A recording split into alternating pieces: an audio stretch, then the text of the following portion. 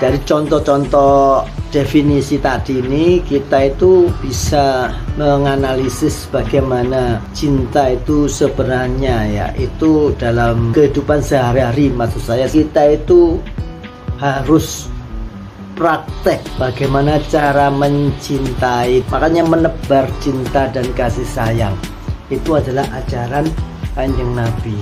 Jadi cara-cara seperti ini adalah pendekatan dengan cinta yang dicontohkan suri tauladan kita, yaitu Kanjeng Nabi. Ya, ini yang harus kita tiru. Kita harus pakai cara-cara yang halus, kasih sayang dengan keluhuran budi pekerti yang tinggi.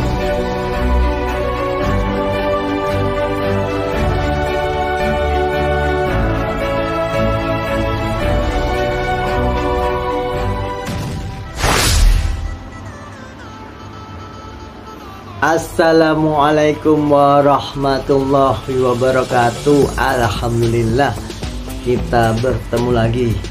Wa syukurillah, semoga semuanya sehat walafiat, saudara-saudaraku semua, jasmani dan rohani, dimanapun berada. Semoga semangat terus menjalankan amalia-amalia tambahan, ya, menuntaskan amalia-amalia wajib, dan terus-menerus puter tasbihnya. Kali ini kita mendekati akhir dari sesi efek kegaibannya. Kita bahas kali ini adalah kegaiban tentang cinta. Rasa cinta bagi yang masih muda, belum pernah merasakan cinta, ya, ini sebaiknya belajar mencintai orang tua. Kenapa? Karena cinta itu harus dipraktekkan sehari-hari. Rasanya bagaimana, terus kemudian kecewanya bagaimana, dan lain sebagainya. Ya, sebelum kita lanjut, saya akan membacakan sebuah sajak bait, ya, yakni filosofi cintaku padamu. Jika kehadiranku membuatmu kecewa, membuat marah dan tidak menyenangkanmu, maka aku akan memikirkan cintaku ini. Karena cinta itulah yang seharusnya membuatmu bangga padaku, tersenyum dan senang, atau bahasa kemesraannya ridho birido. Cinta itu akan menjagaku, menyakitimu, bahkan menjagaku dari perbuatanku sendiri yang seringkali zolim pada diriku sendiri. Nah, salam. Ya, assalamualaikum. Alhamdulillah. Sajak bait tadi menyiratkan kegalauan tentang cinta dari pembaca kepada, diungkapkan kepada cinta kepada sesuatu, ya. Artinya apa? Mempertanyakan cintanya itu benar apa tidak. Jadi filosofi cinta dalam ajaran para sufi itu adalah sebuah konsep yang dalam banyak hal memadukan unsur-unsur ruhania.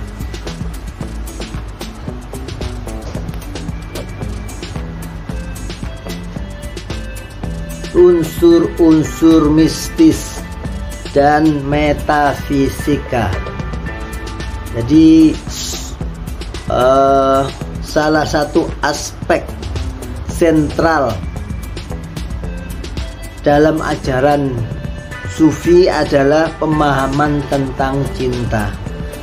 terutama cinta kepada Tuhan yang seringkali diistilahkan sebagai Rob atau Sang Pencipta dalam bahasa Arab.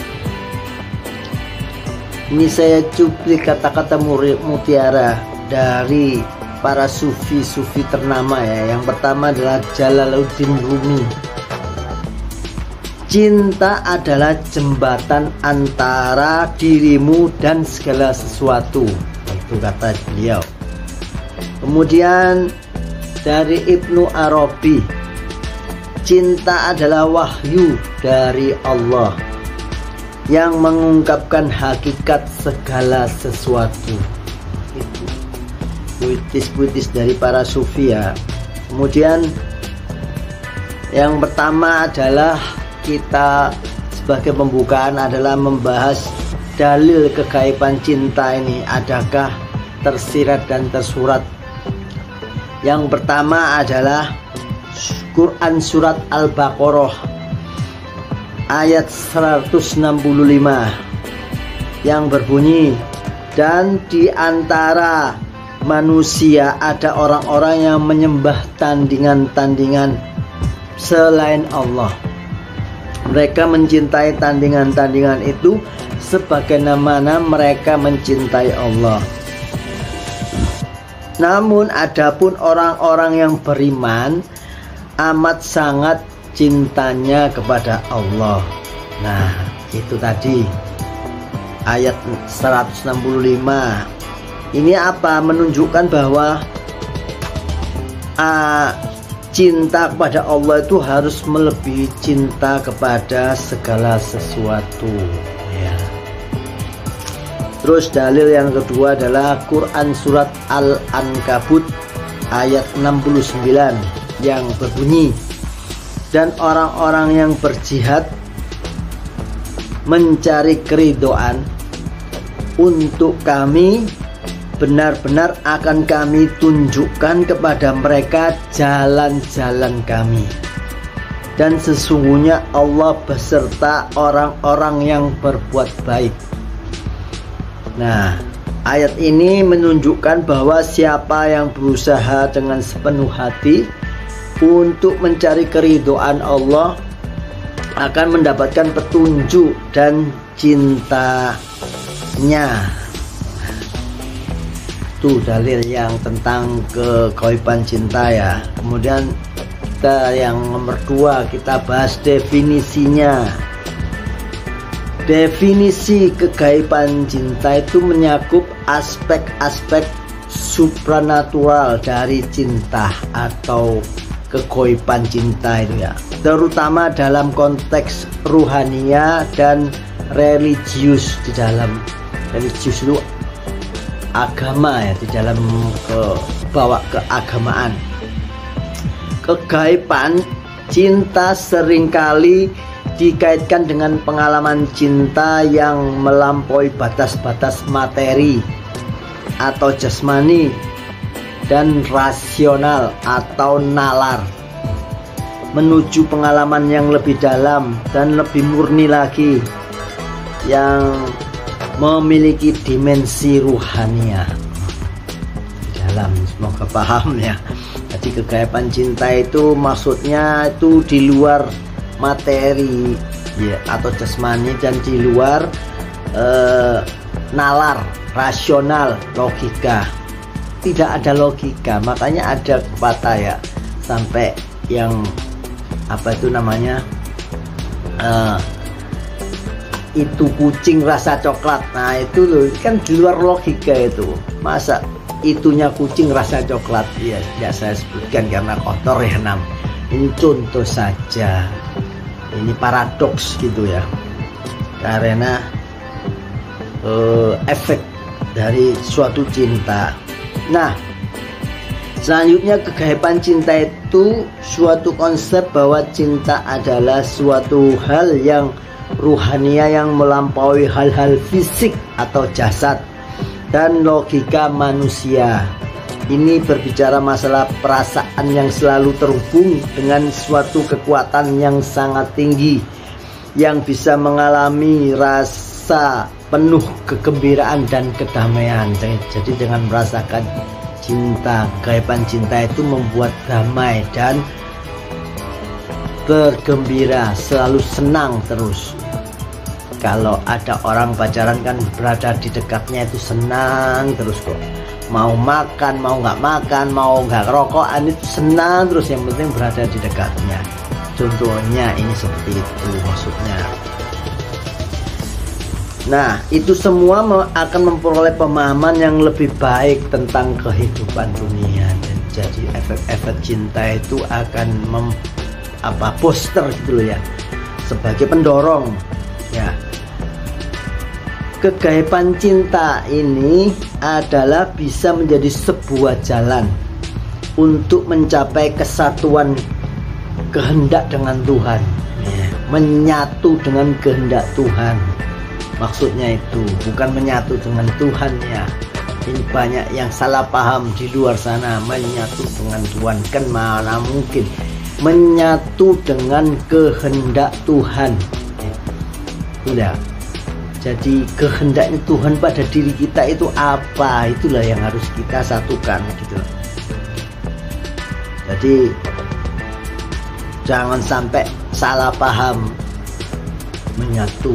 Makanya dulu itu ada yang salah ya, saya ini Tuhan, saya ini Allah, kan seperti itu. Nah itu kan kalau itu ada benarnya dan ada tidaknya, tergantung dengan siapa dia berbicara. Jadi tidak bisa dipublish ke umum gitu loh. Itu hanya dalam ruang-ruang tertentu ya. Jadi seperti itu. Karena dimensi derajatnya itu, derajat rohanianya itu menjadi lebih tinggi, itu baru. Itu dalam kondisi khusus dalam tanda petik ya. Itu tidak bisa dijelaskan dengan kata-kata, hanya bisa dirasakan ya. Nah, dari contoh-contoh definisi tadi ini kita itu bisa menganalisis bagaimana cinta itu sebenarnya ya, itu dalam apa ya namanya, teoritasnya begitu, tapi ketika kita berada di lapangan, termasuk di kehidupan sehari-hari, maksud saya seperti itu kita itu harus praktek bagaimana cara mencintai, dicintai, tidak cinta dan tak. Makanya menebar cinta dan kasih sayang itu adalah ajaran Kanjeng Nabi. Contoh kita ambil dulu ya, bagaimana beliau itu ya sama tetangga ketika dikasih kotorannya, tapi tetap saja ke rumahnya tiap hari dibersihkan kotorannya, terus dikasih kotoran. Nah ketika suatu hari kok tidak ada yang ngasih kotoran, ternyata katanya tetangga orang yang ngasih kotoran itu sedang sakit. Nah makanya kemudian dikunjungi yang sakit. Kenapa kamu kok sakit? Gak ada yang ngasih kotoran. Terus yang sakit itu terenyuh, kok malah kangen. Sudah dijulitin itu apa? Dijelekin kok masih kangen. Akhirnya itu menjadikan orang tersebut langsung beriman. Jadi cara-cara seperti ini adalah pendekatan dengan cinta yang dicontohkan suri tauladan kita, ya ini Kanjeng Nabi. Ya ini yang harus kita tiru, bukan cara-cara kekerasannya yang frontal sehingga bisa terjadi crash atau energinya bertumpukan, akhirnya ada lompatan-lompatan cahaya dan lain sebagainya seperti itu ya. Kita harus pakai cara-cara yang halus, kasih sayang dengan keluhuran budi pekerti yang tinggi yang diajarkan beliau ya.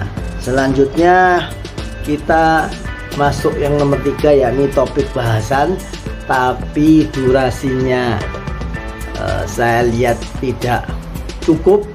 Kita sambung berikutnya untuk besok agar enak bahasanya.